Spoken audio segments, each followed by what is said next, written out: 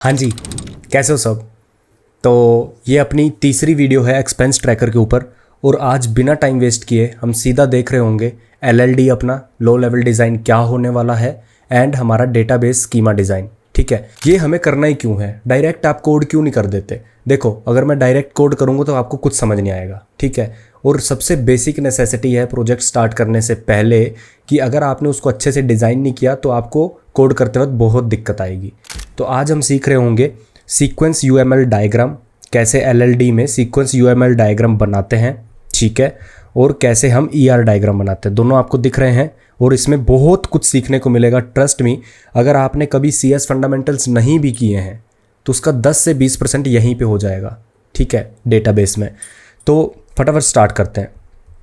तो oath service में जिन्होंने पहली वीडियो नहीं देखी कि टोकनाइजेशन काम कैसे करने वाला है, कैसे JWT एंड हम रिफ्रेश टोकन्स यूज़ करने वाले हैं, कैसे हम यूज़र्स और उनके रोल्स डिफाइन करने वाले हैं, वो पिछली वीडियो ज़रूर जाके देखो। और कोई प्रॉब्लम आती है तो कमेंट करो, हम उसका सोल्यूशन देखेंगे। ठीक है, तो आपको मैं पहले ही एक डिस्क्लेमर दे दूं कि डिज़ाइन में कुछ भी अच्छा और बुरा नहीं होता। ठीक है, जब भी आप कोई लो लेवल डिज़ाइन करते हो या हाई लेवल डिज़ाइन करते हो तो उसमें बहुत सी कमियां निकल सकती हैं और बहुत सी अच्छी चीज़ें भी हो सकती हैं। ठीक है, तो आपको टाइम के साथ, प्रैक्टिस के साथ ये आपका डिज़ाइन अच्छा होता जाएगा, आपकी स्किल्स अच्छी होती जाएंगी सॉफ्टवेयर आर्किटेक्टिंग में। तो अपन क्या कर रहे होंगे, अपन कुछ क्लासेस डिफाइन करेंगे। सबसे पहली क्लास है सिक्योरिटी कॉन्फ़िग। ये क्लास क्या करेगी, ये क्लास हमारी स्प्रिंग सिक्योरिटी को एक्सटेंड करेगी। स्प्रिंग सिक्योरिटी में प्री डिफाइंड कुछ फंक्शंस आते हैं जिसको हम यूज़ कर रहे होंगे, लाइक ऑथेंटिकेटर प्रोवाइडर। ठीक है, तो स्प्रिंग कॉन्फ़िग एक हम क्लास इनिशियलाइज कर रहे होंगे जिसमें हम बीन्स वगैरह बना रहे होंगे। ठीक है, अभी मैं अगर आपको दिखा दूं थोड़ा सा, जब हम इम्प्लीमेंट कर रहे होंगे तो आपको अच्छे से समझ आएगा, लेकिन मैं आपको अभी जस्ट हाई लेवल व्यू दिखा देता हूं। ये सब आप देख पा ही रहे होंगे, जैसे स्प्रिंग सिक्योरिटी कॉन्फ़िग है हमारे पास, आप यहाँ पे देख रहे हो सिक्योरिटी कॉन्फ़िग।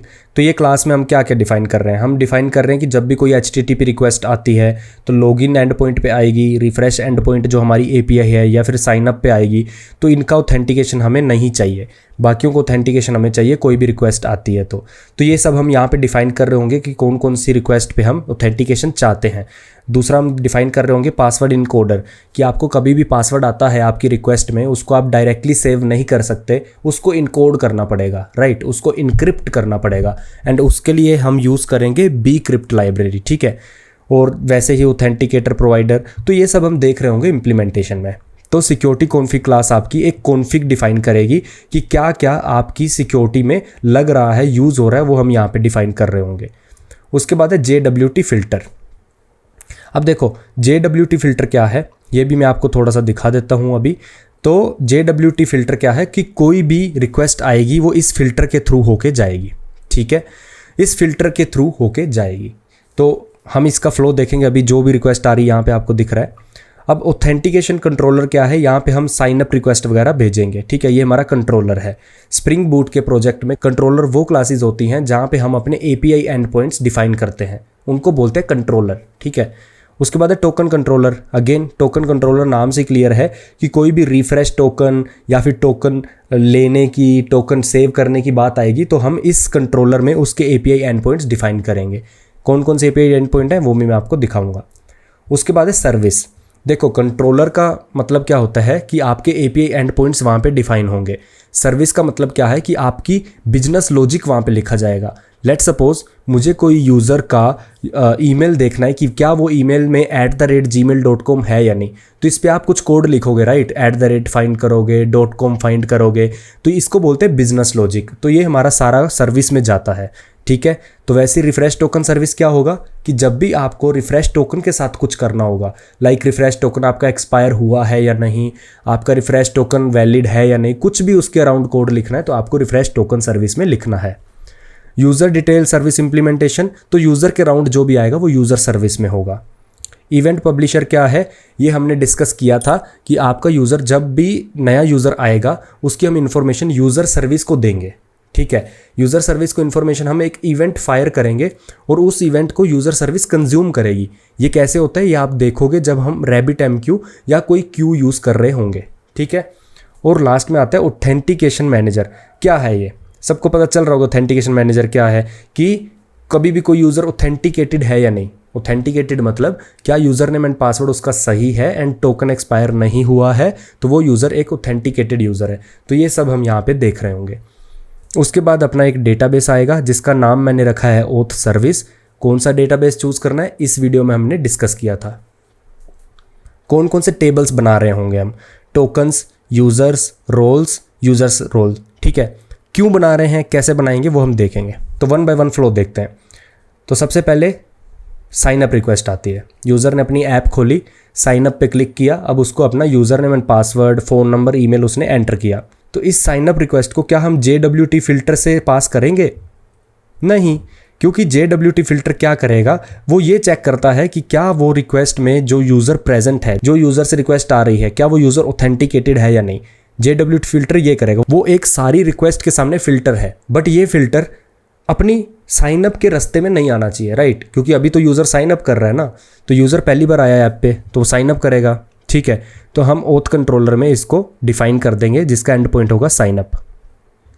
फिर ओथ कंट्रोलर में गया, रिक्वेस्ट गई, तो फिर हमने क्या किया, साइन अप द यूज़र। अब हमें यूज़र की इन्फॉर्मेशन स्टोर करनी है, राइट। तो उसके लिए हम कहाँ जाएंगे, यूज़र डिटेल्स की सर्विस में। अब जो यूज़र की सर्विस है उसमें हम एक कोड लिख रहे होंगे कि क्या यूज़र नेम सही है या नहीं, क्या उसका पासवर्ड सही से उसने पासवर्ड दिया है या नहीं। ऐसा तो नहीं है सिंपल सा पासवर्ड दे दिया 1 2 3 4 5, राइट। क्या उसने ईमेल सही दिया है या नहीं। तो इन सब के अराउंड फिर हम यहाँ पे चेक करेंगे, ठीक है।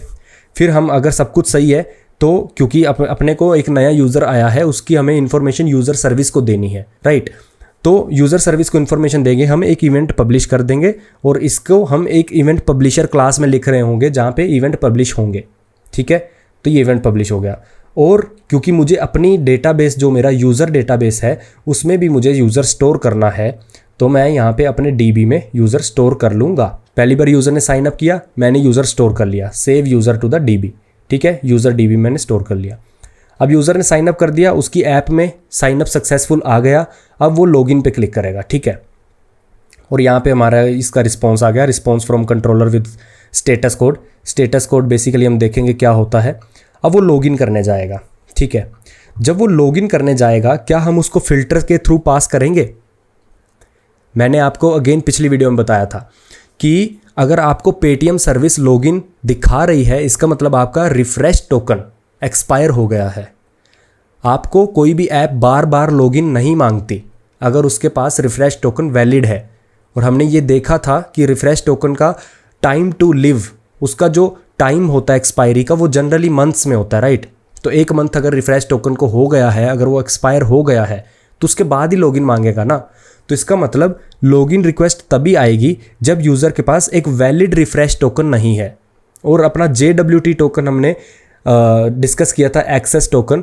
और एक्सेस टोकन तो आपको पता है 15 मिनट के आसपास के बाद एक्सपायर होता रहेगा, राइट।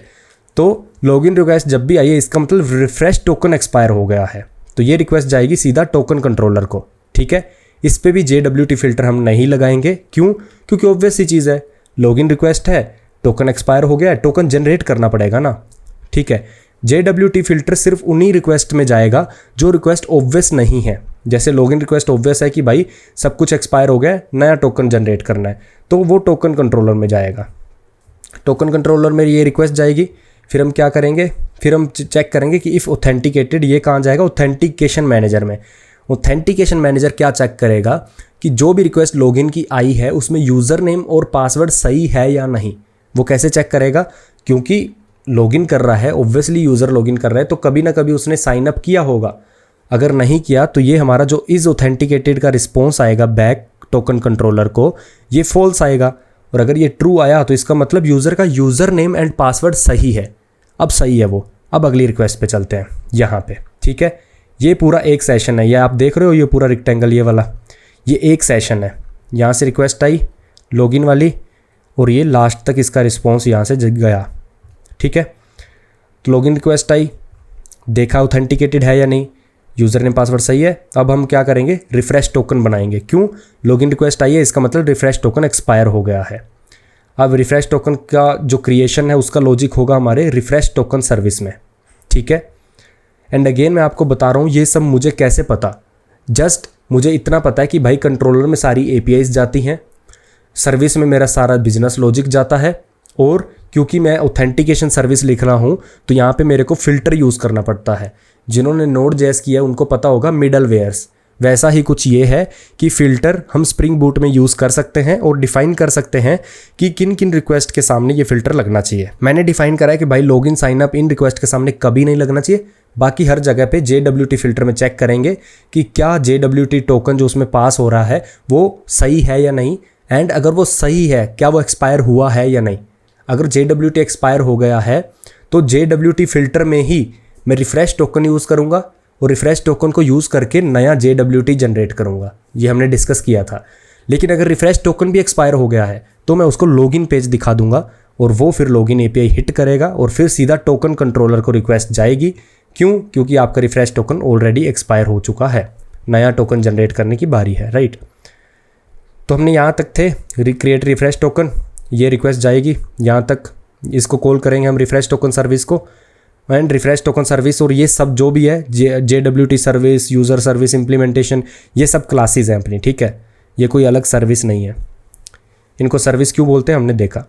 फिर हम क्या करेंगे, सबसे पहले क्योंकि यूज़र ऑथेंटिकेटेड है, यहाँ से हमने चेक किया, इसका मतलब यूज़र नेम एंड पासवर्ड सही है, तो हम पहले सबसे उसका यूज़र नेम यूज़ करके अपने टेबल से यूज़र को लेके आएंगे, ठीक है, ये फेच्ड यूज़र पास होगा। फिर हम क्या करेंगे, इस रिफ़्रेश टोकन सर्विस में उस यूज़र नेम का यूज़ करके एक नया टोकन जनरेट करेंगे और उसको फिर हम सेव करेंगे, ठीक है। ये सेव होगा टोकन्स टेबल में। कैसे हैं टेबल, क्या है उनके कॉलम्स, वो हम देख रहे होंगे। ये सेव हो गया। अब मैंने यहाँ पे रिटर्न कर दिया रिफ़्रेश टोकन, ठीक है, तो ये अपना ख़त्म हो गया। क्रिएट रिफ़्रेश टोकन स्टार्ट हुआ था, यहाँ पे उसको मिल गया। अब मेरे को रिफ़्रेश टोकन मिल गया। क्रिएट JWT टोकन, क्योंकि आपका रिफ़्रेश टोकन एक्सपायर हुआ है तो JWT भी एक्सपायर हुआ ही है, राइट, तभी लॉगिन मांग रही है अपनी ऐप।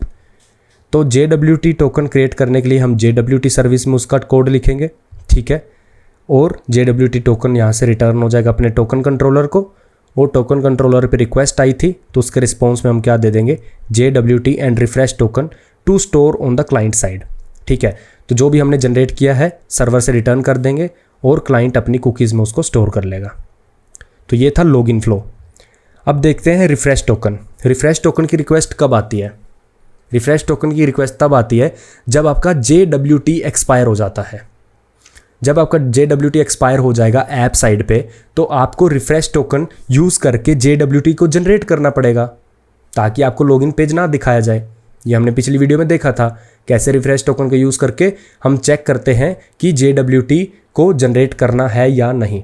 अगर रिफ़्रेश टोकन एक्सपायर नहीं हुआ है तो हम JWT नया दे देंगे, अगर रिफ़्रेश टोकन भी एक्सपायर हो गया है तो हम यूज़र को दोबारा लॉगिन करने को बोलेंगे। तो यहाँ पे हमने क्या बोला, रिफ़्रेश टोकन की रिक्वेस्ट गई, किसको जाएगी, टोकन कंट्रोलर को। अगेन क्यों जा रही है सबको पता है। फिर हमने क्या किया, fetch token and verify expiration, ये कहाँ पे गया, रिफ़्रेश टोकन सर्विस। जो भी टोकन के रिलेटेड कोड लिखेंगे हम API के बाद वो जाएगा सर्विस के अंदर, राइट। तो ये हमने क्या किया, फेच टोकन किया सबसे पहले सर्विस से, रिफ़्रेश टोकन सर्विस से। इसने फेच टोकन कैसे किया, इसने टोकन यूज़ किया और अपने टोकन जो भी टोकन डेटाबेस है उसका टेबल है वहाँ से टोकन लेके आया, और टोकन के सामने क्योंकि हम यूज़र भी स्टोर करेंगे वो उसका यूज़र इन्फो भी रिटर्न करके आया, ठीक है। तो रिटर्न जो इसने किया मैंने उसको यूज़ किया यहाँ पे रिफ़्रेश टोकन सर्विस में, ठीक है, यहाँ पे मैंने उसको यूज़ किया। तो अब मेरे पास यूज़र इन्फो आ गई है। अब मैं यूज़र नेम और उनकी इन्फॉर्मेशन यूज़ करूँगा और उसका यूज़ करके मैं क्या करूँगा, जनरेट टोकन।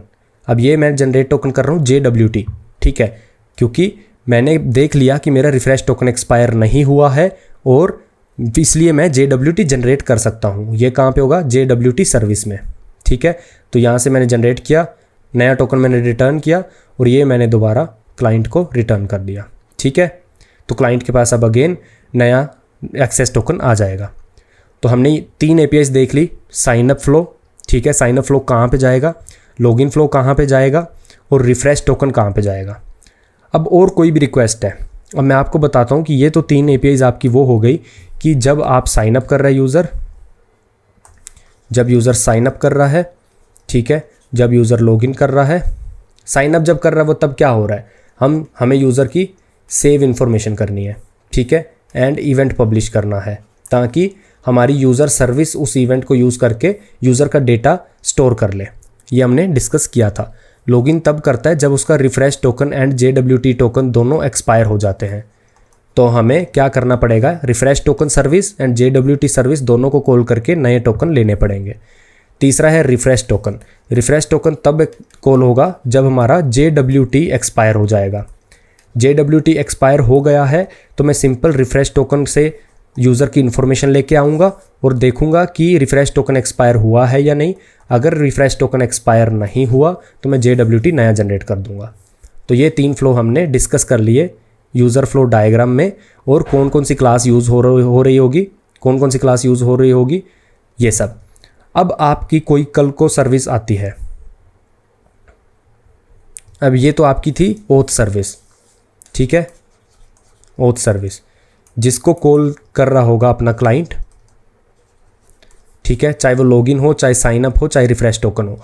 लेकिन कल को मेरी कोई और सर्विस है, जैसे हमारी एक और सर्विस है HLD में हमने देखा था टेम्पलेटाइजेशन सर्विस। टेम्पलेटाइजेशन सर्विस क्या करती है, मैं आपको थोड़ा सा इसका ओवरव्यू दे देता हूँ। तो होता क्या है कि आपका ऐप होगा जो, ठीक है, आपका जो ऐप होगा तो यहाँ पे आपकी स्पेंडिंग दिख रही होगी मान लो, ठीक है, और स्पेंडिंग के नीचे एक हाईलाइट चीज़ हो रही होगी जिसमें लेट्स सपोज 3 वैल्यू हो सकती है। रिस्क कि आपकी स्पेंडिंग काफ़ी रिस्की है, स्टेबल कि आप ठीक स्टेबल मतलब स्पेंड कर रहे हो, नॉट एट ऑल मतलब आप स्पेंड ही नहीं करते हो। मान लो ये 3 वैल्यूज़ हैं। ये 3 वैल्यूज़ के लिए इस प्लेस होल्डर को मैं बोलूँगा P1। तो मेरी टेम्पलेटाइजेशन सर्विस का रिस्पॉन्स पता क्या होगा, P1 रिस्पॉन्स में होगा रिस्क। मतलब मैं अपने फ्रंट एंड के लिए कुछ ऐसे प्लेस होल्डर बनाऊंगा जिसमें वैल्यूज़ बैक एंड से आएंगी, ठीक है। तो ये सब जो वैल्यूज़ होती हैं ये होती है डायनेमिक। तो ये डायनेमिक वैल्यूज़ कुछ एक लॉजिक पे चलेंगी, राइट। टेम्पलेटाइजेशन सर्विस किसी सर्विस को कॉल करेगा, है ना।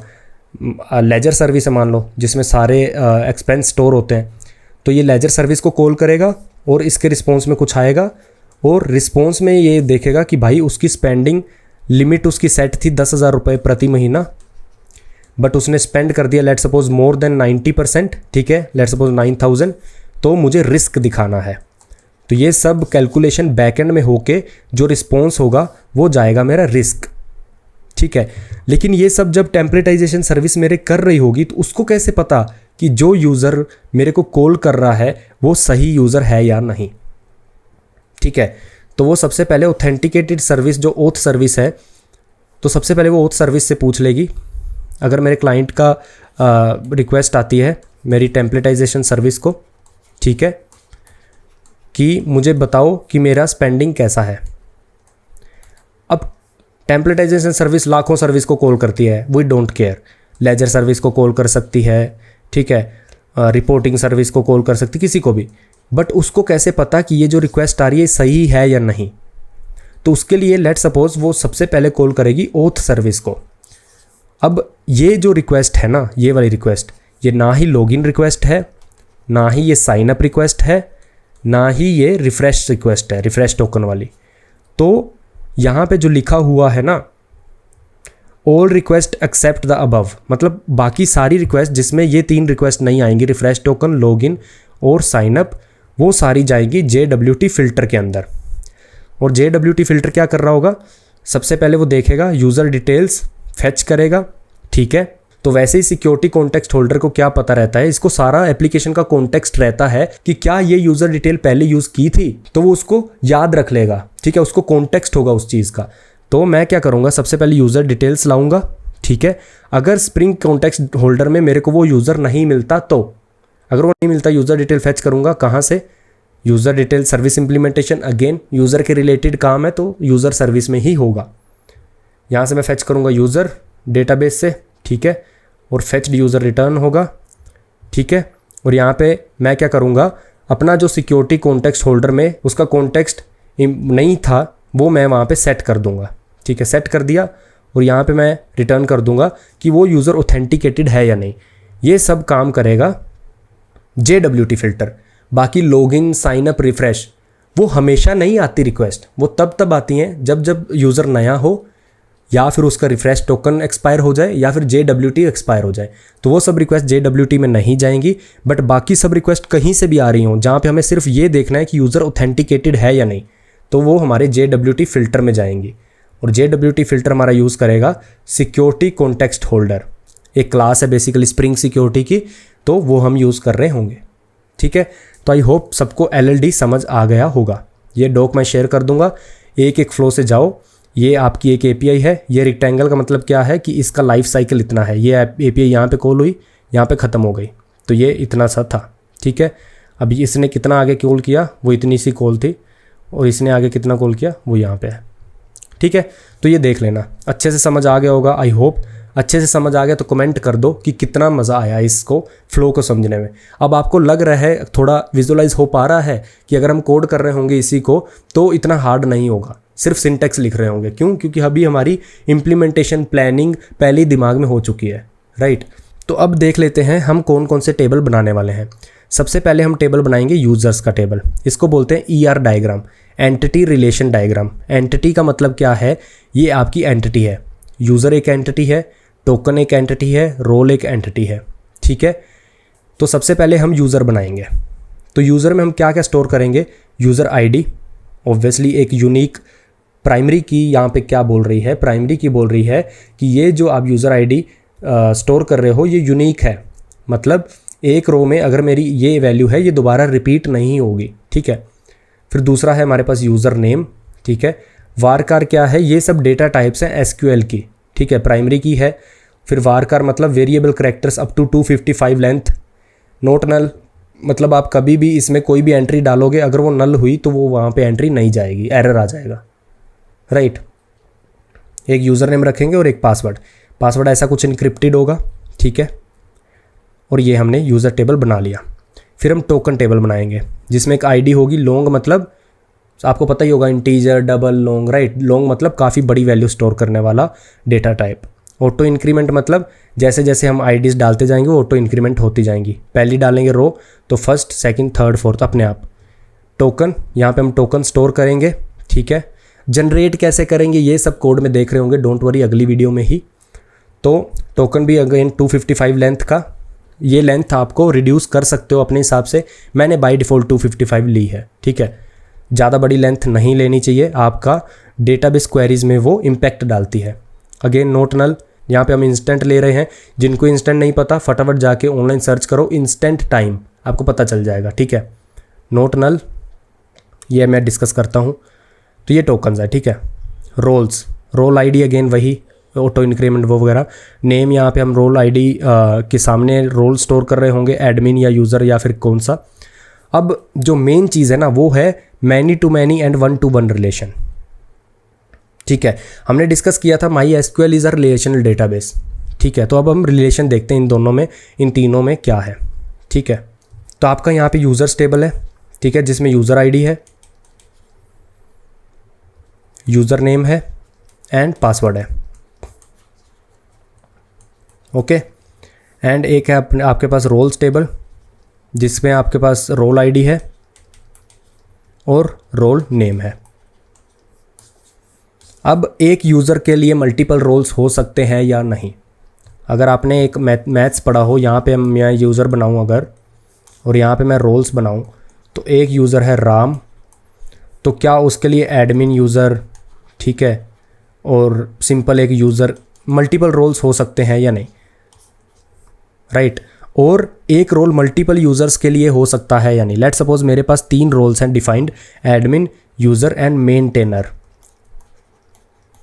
ठीक है, तो क्या ये एडमिन रोल सिर्फ राम को मिल सकता है?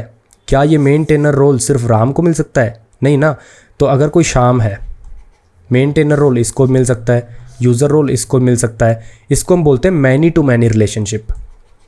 मैनी टू मैनी मतलब कि इधर की एक एंट्री उधर की मल्टीपल एंट्रीज को असाइन हो सकती है। ठीक है, और उधर की एंट्री इधर की मल्टीपल एंट्रीज को असाइन हो सकती हैं। ये समझ गए? तो इसलिए मैंने यहाँ पे लिखा है मैनी टू मैनी रिलेशनशिप। इसको हम बनाते कैसे हैं?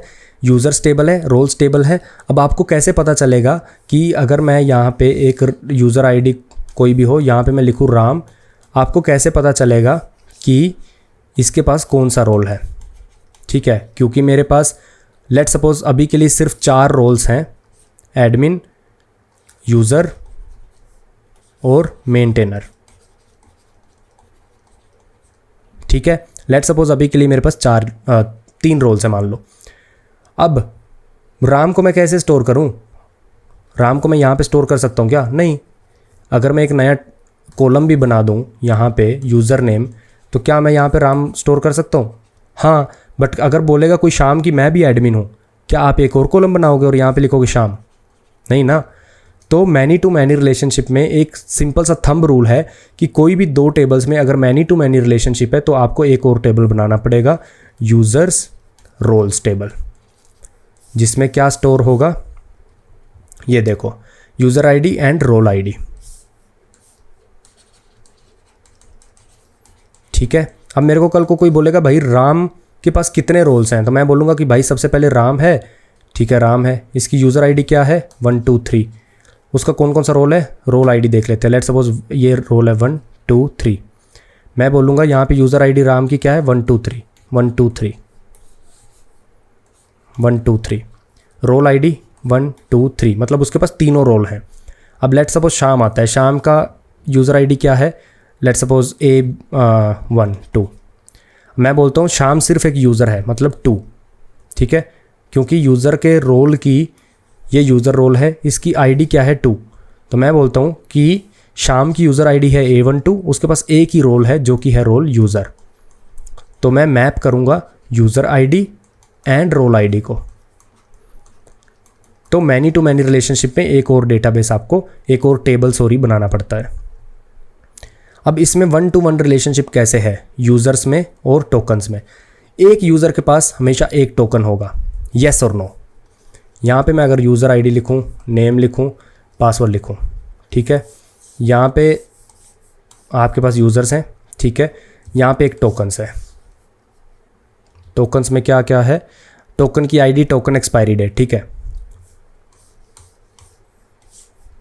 Token ID, token expiry date. ठीक है, अब मैं बोलता हूं कि राम के पास कौन सा टोकन है। सबसे पहले राम की user ID let's suppose 1 2 3, name है राम, पासवर्ड है ABC जो भी है। मैं बोलता हूं कि इस टोकन की आईडी है 1, टोकन है ABC, एक्सपायरी डेट है कोई भी यहाँ पे डेट, और यहाँ पे मैं लिख देता हूँ यूज़र आईडी, और यहाँ पे मैं राम की आईडी लिख देता हूँ। अब कल को कोई भी बोलेगा कि राम का टोकन लेके आओ, तो मैं सबसे पहले बोलूँगा कि राम की यूज़र आईडी है 1 2 3 1 2 3, उसका टोकन है 1। ठीक है, जिसको मैं टोकन यहाँ से उसको फेच कर लूँगा। तो इसको बोलते हैं हम फॉरेन की। ठीक है, इसको बोलते हैं हम प्राइमरी की। प्राइमरी की मतलब एक ऐसा कॉलम जो हमेशा अपनी वैल्यूज़ को यूनिक रखेगा। मतलब अगर टोकन आईडी एक बार 1 आ चुका है तो दोबारा 1 नहीं है आएगा, 2 आएगा, 3 आएगा, राइट। यूनिक आईडीज आएंगी, उसको बोलते हैं प्राइमरी की। फॉरेन की क्या है? एक ऐसी की जो किसी और टेबल की है, बट उसको हम इस टेबल में स्टोर कर रहे हैं क्योंकि 1 to 1 मैपिंग है। एक टोकन के लिए एक ही यूज़र होगा, तो क्यों ना मैं टोकन के टेबल में ही एक यूज़र आईडी स्टोर कर लूँ जो कि यूज़र्स टेबल की है। इसको बोलते हैं हम फॉरेन की। तो आई होप आपको समझ आ गया होगा कि हम 4 टेबल बनाएंगे, users table, tokens table, roles table, उनके क्या डेटा टाइप होने वाले हैं। ठीक है, नोट नल वगैरह ये सब आपको पढ़ लेना है। MySQL में क्या होता है, वारकार आपको पढ़ लेना है, वेरिएबल कैरेक्टर क्या होता है, प्राइमरी की हमने डिस्कस कर लिया है, और फॉरेन की हमने डिस्कस कर लिया है जो कि यहाँ पे स्टोर होगी।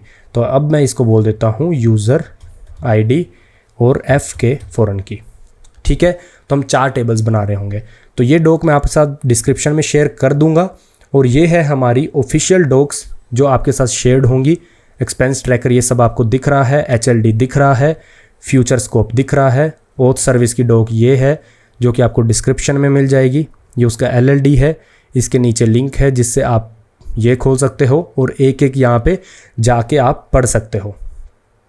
ठीक है, यहाँ पे नीचे DB की डायग्राम है। इसके बाद हम देखेंगे इंटीग्रेशन विद RabbitMQ, और काफ़ी मज़ा आने वाला है। आज की वीडियो में अगर बहुत कुछ सीखने को मिला है ना तो कमेंट कर दो। ठीक है, मोटिवेशन आता है यार। तो अभी ये भी कमेंट कर दो कि आपको अभी लग रहा है क्या कि क्लैरिटी आ गई है इम्प्लीमेंटेशन में। ठीक है, मिलते हैं अगली वीडियो में, और एक तगड़ी अनाउंसमेंट लेके आएंगे 10K सब्सक्राइबर्स पे। तब तक के लिए स्टे ट्यून्ड, बाय बाय।